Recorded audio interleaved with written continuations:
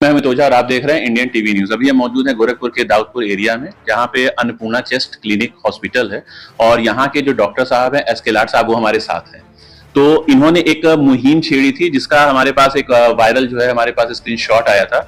उसी संदर्भ में आज हम यहाँ पर आए हैं और उसके पीछे क्या सच्चाई है और डॉक्टर साहब को उस करने की प्रेरणा कहाँ से मिली, ये हम डॉक्टर साहब से ही जानेंगे। तो डॉक्टर साहब, सबसे पहले हम हमारे चैनल इंडियन टीवी न्यूज में आपका स्वागत है। एक आपकी पोस्ट जो है वायरल हो रही है, कुछ फीस वगैरह पे डिस्काउंट वगैरह को लेकर है, पेड़ लगाने के लिए। वैसे तो सही मामले में तो मान के चलिए कि पर्यावरण को संरक्षण की आज बहुत ज्यादा जरूरत है, जिस हिसाब से ग्लेशियर पिघल रहे हैं, गर्मी हर साल बढ़ती ही जा रही है और लोग पौधों से ज्यादा एसी खरीद रहे हैं। लेकिन शायद कहीं ना कहीं इंसान ये भूलता जा रहा है कि जीने के लिए ऑक्सीजन चाहिए और ऑक्सीजन के लिए पेड़ चाहिए। एसी से हमें ऑक्सीजन नहीं मिल सकती। तो ये जो मुहिम आपने शुरू की है, ये पूरा क्या है, इसके बारे में जरा थोड़ा सा हमें जो है बताइए। मैं डॉक्टर एस के लाड, consultant chest physician, Annapurna chest care centre. मैं पिछले 25 साल से प्रैक्टिस कर रहा हूं और मेरी मन में शुरू से विचार है, जब मेरी क्लिनिक गोरखनाथ में थी तब भी पर्यावरण को स्वच्छ रखने के लिए मैंने अपनी क्लिनिक के पास एक बोर्ड लगाया था कि पर्यावरण स्वच्छ रखें, अपने और अपने परिवार को एलर्जी और दमा से बचाइए। तो वो रेडियम से लगाया था ताकि जो ट्रक वाले, क्योंकि मेरे घर के बगल से, जो मेरी क्लिनिक के बगल से पूरा ट्रक सोनौली की तरफ जाता था और वो लोग बहुत ज़्यादा डीजल के धुआं छोड़ते थे, तो कई बार रात में जो है पूरी काली हो जाती थी और सड़क की चौड़ाई कम थी। इधर में मेरे मन में विचार आया, क्योंकि जब हम स्वतंत्र हुए तो उस समय हमारे देश की आबादी 30 करोड़ थी और जो अब 5 गुना हो गई है, 150 करोड़ हो गई है। और उस समय जो हमारे देश में जो जंगल थे, जो 30 से 35% के आसपास के जंगल थे, जो अब घट करके 7 से 10%, 11% हो गए। तो जो हमारा जो पेड़ होता है, जो हमारा वो कार्बन डाइऑक्साइड जो हम छोड़ते हैं वो ले करके, और वो ऑक्सीजन छोड़ता है पेड़। तो हमें जो ऑक्सीजन का रिक्वायरमेंट है, वो तो हमारा जो रिक्वायरमेंट तो बढ़ गया, लेकिन एक रिक्वायरमेंट तो पूरा नहीं हो पा रहा है क्योंकि जंगल कम हो गए। इस वजह से मैंने विचार किया, कई बार जो है मैं मरीजों से कहता हूँ और समझाता भी हूँ, क्योंकि मैं एक चीज ये करता हूँ, केवल मेडिसिन लिखना डॉक्टर का काम नहीं है। और जब मरीज मेरे बगल में बैठता है तो वो मेरी चीजों को सुनता है ध्यान से। तो हमारा एक काम है हेल्थ एजुकेशन के बारे में भी प्रमोट करना कि लोग हेल्दी रहें। तो इस वजह से मैंने इस बार विचार ये किया कि मैं अपनी फीस में से कम करूं और मरीजों को प्रेरित करूं कि वो जो पेड़ लगाएं, क्योंकि जो पहले जो पेड़ हुआ करते थे, नीम के पेड़ और बरगद के पेड़, पीपल के पेड़, जो बहुत ज्यादा जिनकी शाखाएं होती हैं, और एक पेड़ इतना घना होता है कि पूरी आबादी को नीचे छाया भी देता है और वातावरण भी स्वच्छ रखता है। तो वो पेड़ आजकल कम होते जा रहे हैं। आजकल थोड़ा सा, अगर जिस तरीके से पहले के समय में जो हमारे सड़क के किनारे पेड़ लगे रहते थे, फलदार वृक्ष होते थे, तो उनकी शाखाएं इतनी होती थी कि बीच के एरिया में जो है, हम कभी चलते थे तो हमें ऊपर पूरी की पूरी हरियाली दिखाई पड़ती थी। और आज जो हमारा हाईवे बन रहा है, जो सड़क चौड़ाई तो हो गई है, लेकिन जो पेड़ बीच बीच में लगाए जा रहे हैं वो केवल छोटे छोटे फूल पौधे के पेड़ लगाए जा रहे हैं। हाँ, उससे भी जो है हमारे को उससे कोई फायदा नहीं हो रहा है। तो मेरा एक चीज है कि एक कुछ सुझाव भी था कि अगर लोग अपने एरिया में, गांव में और जगह पे जहाँ पे उनको खाली जगह मिले, अगर वो पेड़ लगाएं, इस टाइप के पेड़ जो बहुत ज्यादा घनी छाया थे, तो उससे जो है उनको एक तो मैं प्रेरणा मिलेगा कि मैं उसमें फीस कम करूंगा अपनी। और मैंने ये भी किया है कि जब वो पहली बार आएगा तो 100 रुपये फीस कम लेगा। 3 महीने बाद अगर वो फोटो खींच करके लाएगा उस पेड़ के साथ, क्योंकि पेड़ केवल लगाना नहीं है, पेड़ 1 साल तक उसको चाहिए कि पानी भी मिले और वो 1 साल तक बढ़े, नहीं तो छोटे छोटे जानवर खा लेंगे तो फिर बेकार है, लगाने से कोई फायदा नहीं है। क्योंकि सरकारें भी जो है 20 लाख 30 लाख पेड़ लगाती हैं, लेकिन साल भर में वो पेड़ रह नहीं जाते हैं, केवल कागजों पर ही रहते हैं। तो इस वजह से मैंने किया कि 3 महीने बाद आएगा तो 200 रुपये फीस कम, और अगर साल भर बाद अगर वो आएगा तो हम अपनी फीस आधी कर देंगे। और जब भी वो आएगा, अगर उसके साथ फोटो लेकर के, तो हम उसकी हमेशा 50% ही फीस लेंगे। तो हो सकता है इससे भी लोगों को प्रेरणा मिले। और बेसिक चीज है कि हम पर्यावरण की जागरूकता के बारे में करें। क्यों? क्योंकि पहले जो ऑटोमोबाइल से मैक्सिमम लोग साइकिल से चलते थे, उनका शरीर भी स्वस्थ रहता था। अब सब लोग मोटरसाइकिल से चलने लगे। सड़क पे साइकिलें कम दिख रही हैं क्योंकि साइकिल के लिए भी ट्रैक नहीं है उस तरीके के।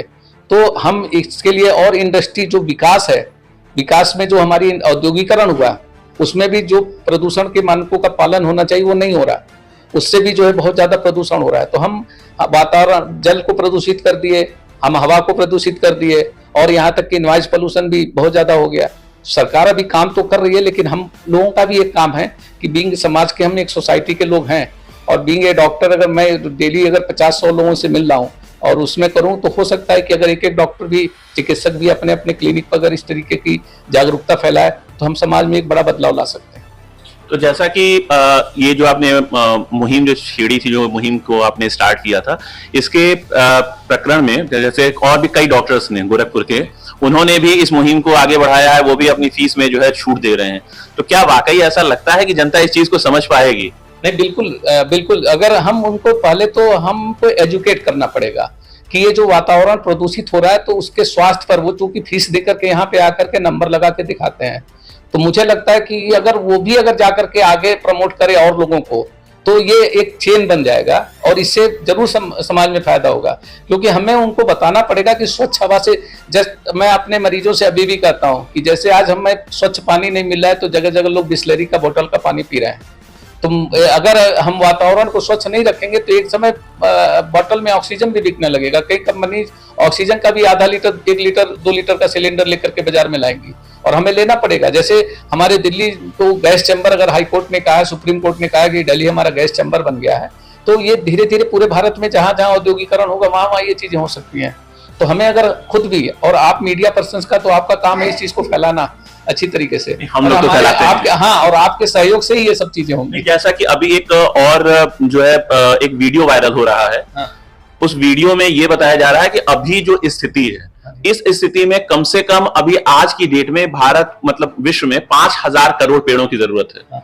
और 5000 करोड़ की पेड़ों की जरूरत हमें अभी है। और अगर हम एक पेड़ लगाते हैं तो ये पेड़ कम से कम 3 साल में बड़े होके हमें जो है ऑक्सीजन देते हैं।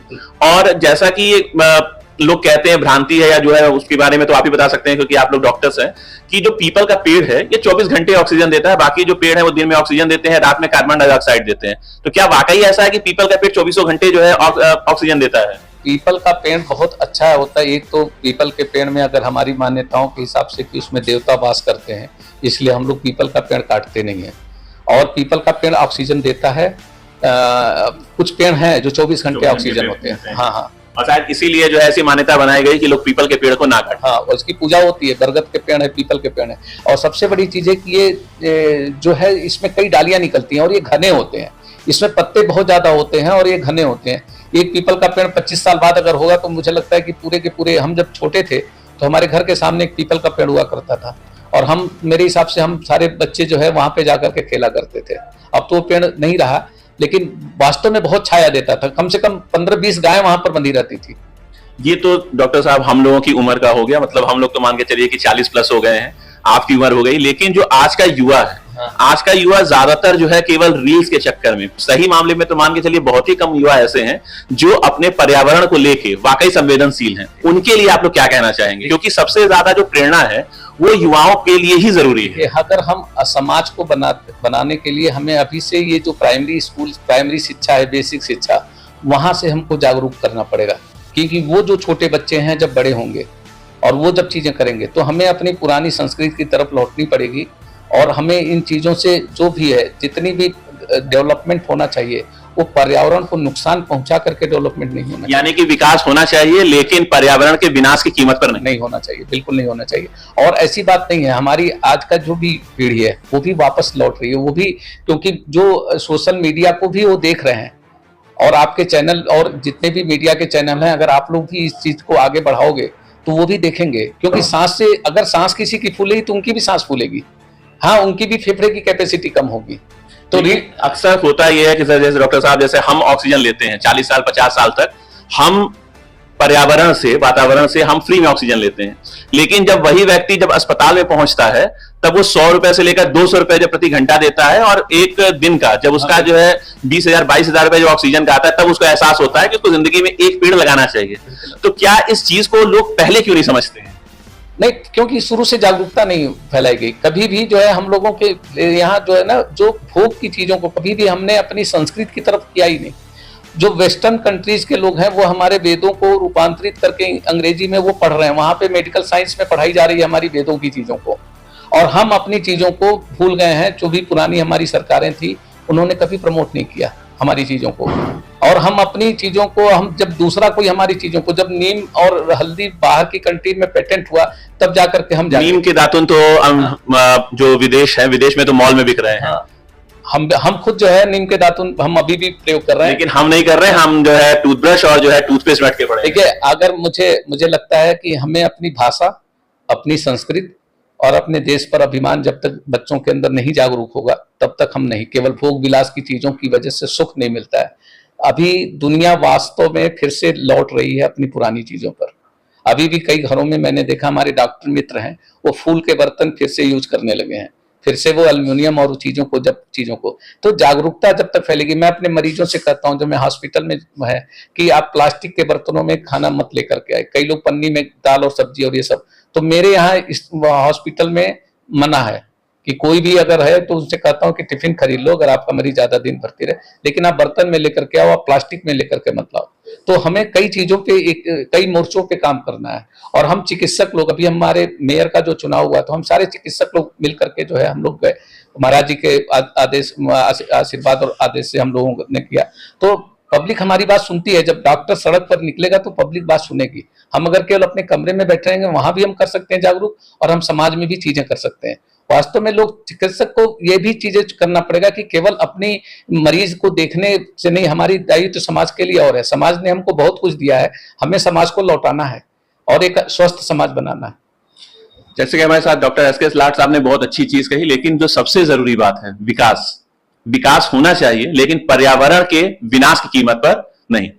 और आगे ये मुहिम ऐसे चलती रहेगी। जो भी डॉक्टर्स इस तरीके की मुहिम चलाएंगे, या जो भी जनता के सहयोग के लिए या जनहित में जो भी मुद्दे होंगे, उनको हम अपने चैनल इंडियन टीवी न्यूज के माध्यम से जनता के बीच में लाते रहेंगे। गोरखपुर से इंडियन टीवी न्यूज के लिए अमित ओझा की